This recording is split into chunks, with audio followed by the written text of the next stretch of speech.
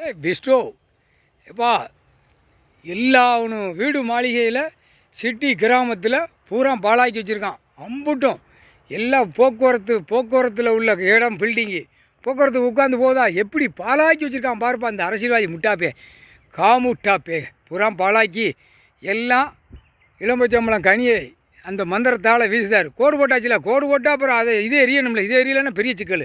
அதனால் இதை எரிஞ்சிட்டார். எல்லா வீட்லேயும் மந்திரத்தால் வீசி எரிஞ்சிட்டார். என்னத்தை இளம்பச்சம்பளம் கனி பவரால் புரியுதா. ஒத்த கனியில் எரிஞ்சால் உலக நாடே தீ எரியும், பில்டிங்கு இறங்கும், பில்டிங்கு எரியும் கடவுளுடைய பவரால். இவன் என்ன வச்சுருக்கான், அந்த பேப்பரை வச்சு பூரா பாழாக்கி வச்சுருக்கான். முக்கால் சத்தியம் 4 ஆட்சியில் ஆண்டவன் பூரா இன்னைக்கு வீசி எரிஞ்சிட்டார்.